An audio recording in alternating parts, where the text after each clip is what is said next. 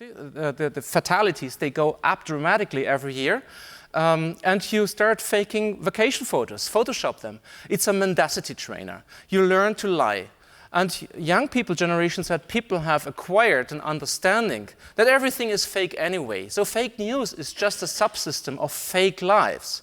And that gives me a feeling deep behind, I do know that these kitten videos I look at YouTube, that they are fake, and that everything is fake, so I wait for something better. And I don't commit to relationships anymore, because everything is fake anyway, and something better will come around the corner next moment. Spring break here in Florida. And if you want to see where that goes and how far that goes, watch this video on Netflix, Liberated. It starts like, you know, it's nice, more liberation, wider experience, but it ends up with the summary. We are going towards a culture of violation where we can't draw the line anymore between insult and violation and perpetration because we consider everything normal and just the score counts.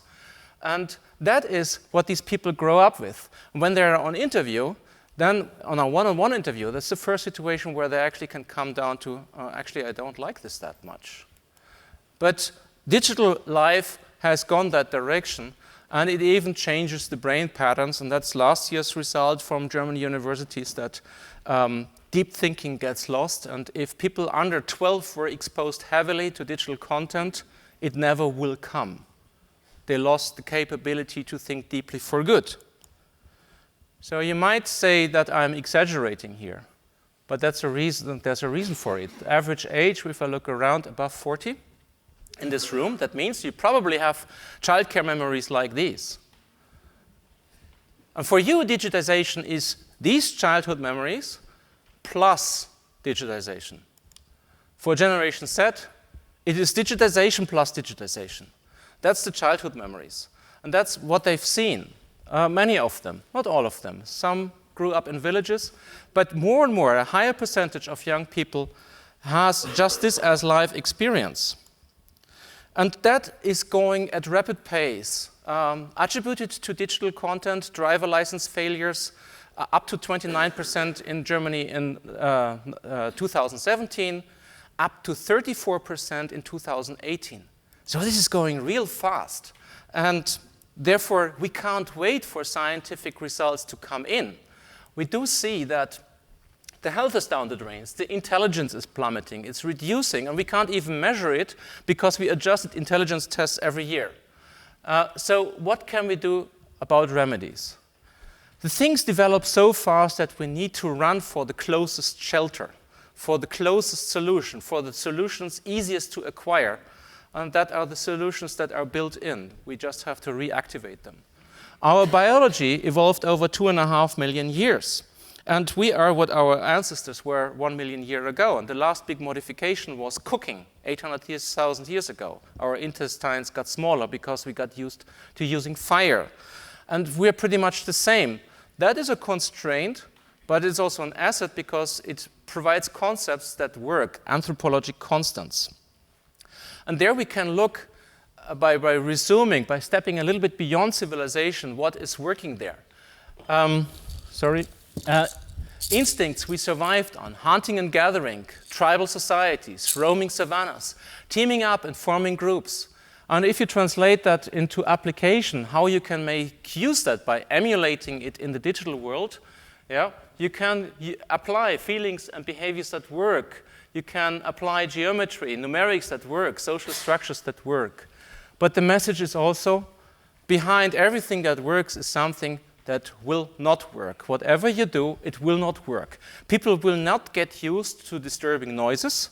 We will hear about that today. They will not get used to things that didn't work the last 2.5 million years. One thing we have figured out at Electrolux is that we have to onboard the employees. That we have to create these things not as a design is dead. So we have to get the solution out of the crowd. There's much more wisdom hidden in the employees than I assumed 5 years ago. And design is dead. Forget about corporate architecture. I was the author of corporate architecture. Forget about it. It doesn't help. We have more important things to do right now. We need to let this to go to our hearts. that crowd wisdom is the biggest shot at finding solutions fast. And it starts with stopping a couple of things. Sorry, I picked a London example for what not to do. So I felt it's closer by. Forget about design, forget about aesthetics. Look at what works for people, what really works for people, like biophilic. Stop availability 24/7. You know, this answering phone, email messages in the middle of the night, it is unhealthy, it is dangerous. And then don't do everything remote and digital. You will only survive if you go down with digitization, but make choices where to apply it and don't just do it everywhere. And then don't try to find the perfect stuff. Agility, I'm getting angry when I hear this. We also need the introvert people, the slow people. We need all kinds of characters to build a future that works. You will see why. And for that, we need to look at a couple of things that work. Like, first, anthropological truth in feelings. Feelings have been frowned upon. It's also a feeling, frowning upon something. They have been frowned upon. Keep a straight face, stiff upper lip. So that was the way to go. And there is a serious belief that there is no positive application for feelings, and especially not in business. And I've collected some experience with that is not true. And a very simple way of proving that is, how long does it take you to figure out what this person is feeling like? It's going real fast. So feelings are a shortcut. Thinking process we would already be eaten by the tiger if we would try to think this out. And it is the same with other feelings. You know, they're very direct communication. Huh? Okay, now it's coming. I think you get a whiff what these persons are feeling like. And it's very fast communication. As soon as you open an arena where this is possible, then you engage. And trust me, you won't get to these guys with your change agenda without a little portion of anger. Or will you? When you have set an arena for base feelings and a positive application in business, we can move on to behavior. And there's some big three that can go back to hunting and gathering, you know, walking conversations. We walk 8 hours a day. Empathy as the key glue for social environments. And empathy dies with digitization. Privacy, safety. Because we only had to work 1.5 hours per day and we had time to muse, and we need that. And the top three, like sharing food and drink, informal communication, and working diverse, they are the key arenas where these old behaviors apply. And they have a real powerful impact. We will hear about biophilic today. So going to the green or bringing the green to where you are is the first big move you're going to require. We do that at Electrolux very intensely now. I'm a bit short of time, but then comes the real behavior change. Get moving. Get moving. Walk in conversation. I had an experiment in Stockholm last week, and they were all totally baffled. Because finding a solution in walking is not only more agile, more dynamic, it's like, you know, finding berry or something to eat as a hunter-gatherer. It is making more happy. And then from there, we need to seriously protect focus. And it's not about the noise level, it's also about the quality of noise. And sorry, we have to invest into acoustic separations and acoustic remedies heavily to make this work in a work environment. And also in behavior, we have to ban WhatsApp pings and other signals. At least we need a signal curfew, because the WhatsApp ping kills your concentration for 5 to 20 minutes. So, social environment, the big glue being together, but there's also psychogeographic things. This is a proof against open plan. Can you see that? It's a very famous architectonical monument in Italy. Nobody's having coffee right here in the center. Nobody. There's nobody having coffee there. And there's a reason for that. It's called Prospect and Refuge. Everybody's having coffee at the perimeter. It's saying something about human need, where you want to be in an environment and where you can't be because you can't bear it. But it's not only about architecture, it's also about digital interfaces, about computer interfaces.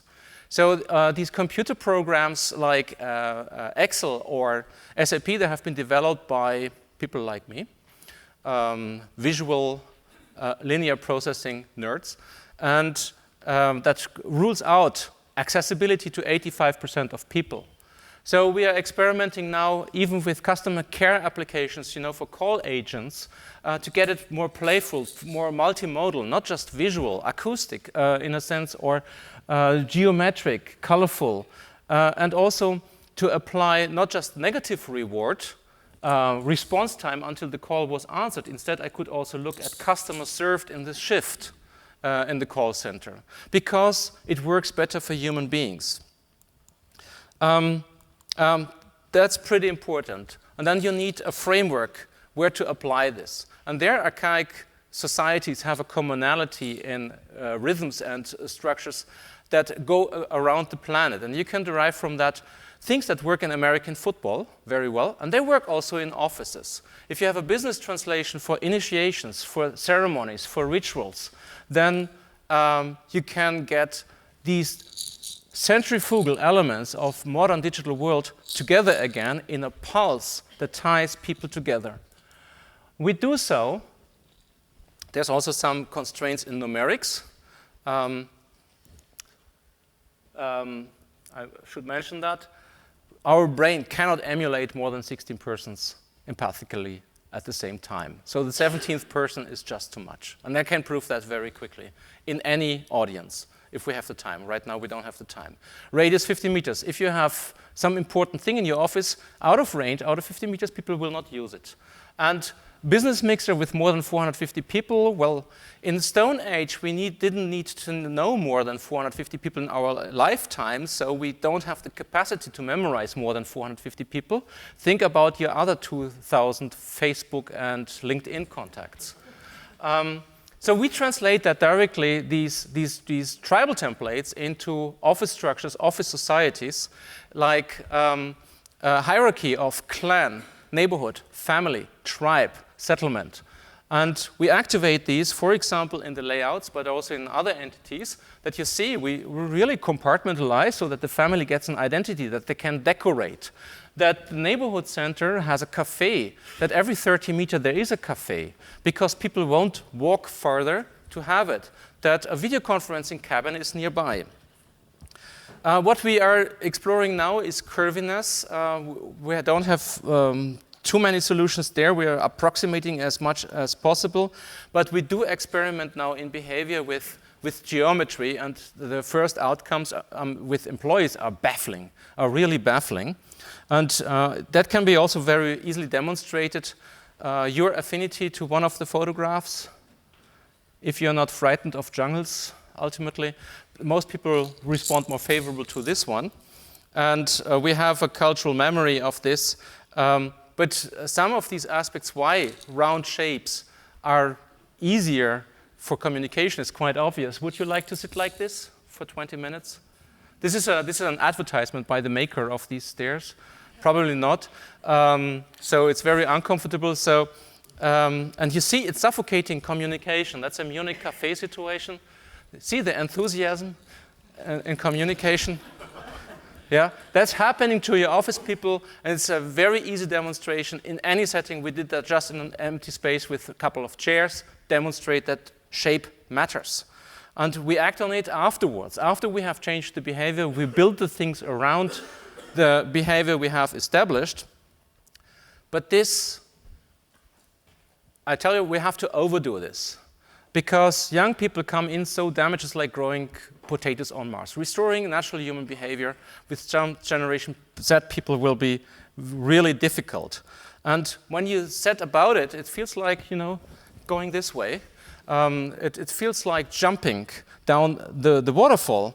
But the damage is so serious that we have to take drastic measures. That, for example, is an anger training in order to restore natural feeling. I can talk about it because I've been there. It's really interesting to go through the experience and to see how much we have become numb emotionally by the way we work, and how much there is to restore. So, as a summary, I see the challenges Generation Z people are manifesting and derailing human condition real fast. Every year, higher stats on problems. And what we can do, the fastest way for shelter is to reactivate things we already were good at for 2.5 million years. And that includes stop damage, be diverse by personality, save those you can, and protect the focus efficiently, shape work by the biology, and activate crowd wisdom. For us, that turns into the program 3W3, the way we work. I wanted to give you a little bit of glimpse into what we do there. It requires a lot of experimenting. There is no fixed roadmap. We have hundreds of things to apply, and we have to figure out real fast how to do that and how to push our older office societies into embracing Generation Z problems. So thank you very much for your attention. I hope that inspires you to listen carefully at what is coming today.